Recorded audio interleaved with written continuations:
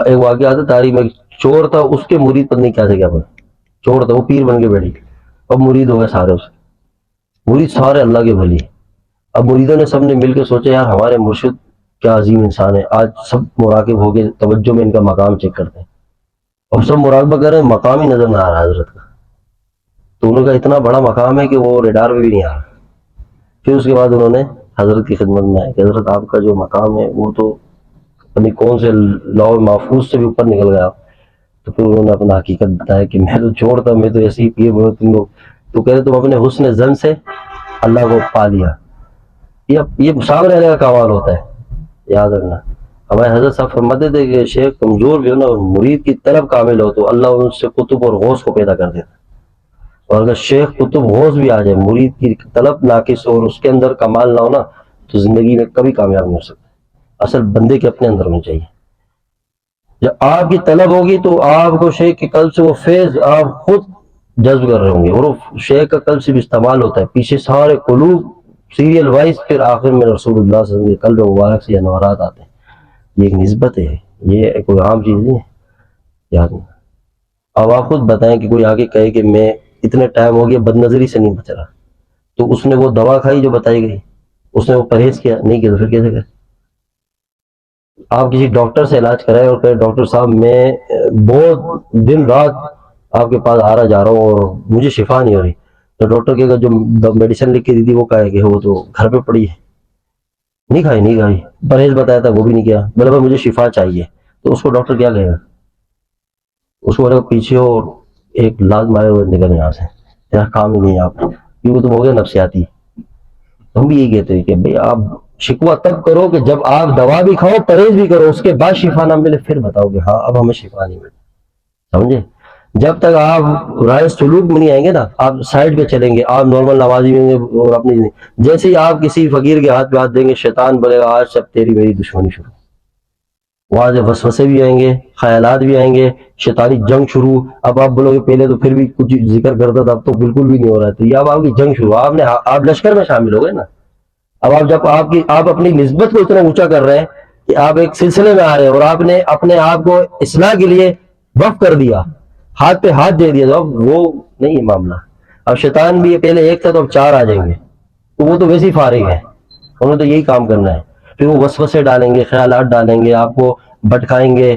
جب آپ نیکی کرو گے، کبھی توبہ کرو گے، اللہ کی رحمت سے نا امید کریں گے، وہ مختلف اپنے وار کرتے رہیں گے، اور ہم کیا ہے کچھ بھی نہیں، نہ شیخ کو کچھ بتاتے، نہ اطلاع دیتے، نہ خبر، کوئی بھی نہیں۔ السلام علیکم، وعلیکم السلام، الحمدللہ سر، بس کیسے ٹھیک، ہنسی مذاق، پتی کوئی بھی نہیں آیا، زمانہ گزر گیا کہ جو دل کی آہ لے کر آئے کہے کہ ہمیں تھوڑا سا انسان بننا ہے، کچھ معمول نہیں،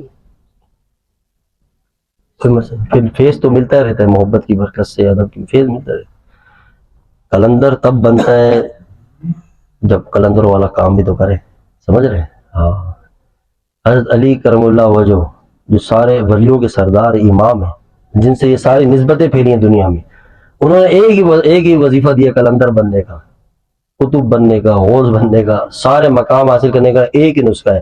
انہوں نے فرمایا کہ ایک قدم نفس پہ رکھ اور دوسرا قدم تیرے کو اللہ وہ مقام دے دے گا، جنت پہ چلے، بس یہی ایک نفس کو دبانا ہے، ایک مجاہدہ، ایک وار، کوشش کریں کہ اپنی زندگی میں اٹھ پڑیں اور اپنے نفس کے خلاف چلیں، اس کو نچوڑ کے رکھ دیں۔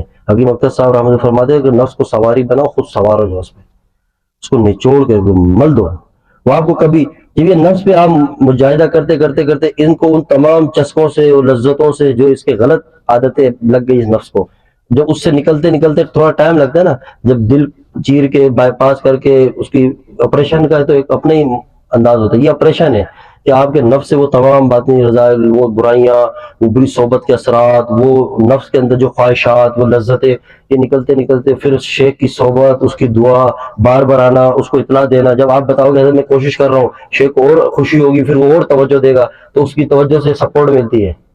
جو آپ سمجھو گے 99% کام شیخ کی توجہ کر رہی ہوتی ہے، آپ پھر راکٹ ہو جاتے ہیں، ایک دم اڑنا شروع ہو جاتے ہیں، ایک دم ایسے ایسے اللہ تعالیٰ کی مدد آتی ہے۔ وہ شروع کے جو ہفتہ 1.5 ہفتہ ہے نا، وہ ہم سے نہیں گزارا جاتا، اس کے بعد تو بارش برسنا شروع ہو جاتی ہے رحمت کی اللہ کی، وہ 1.5 ہفتے میں شیطان بڑا غرق کر جاتا ہے، اور پھر ہم سے بڑا کوئی بزرگ نہیں ہے، شیطان کے ایک وسوسے سے نہیں بچ سکتے اور ہمارے اسٹائل ہی ختم نہیں ہونے دیتے۔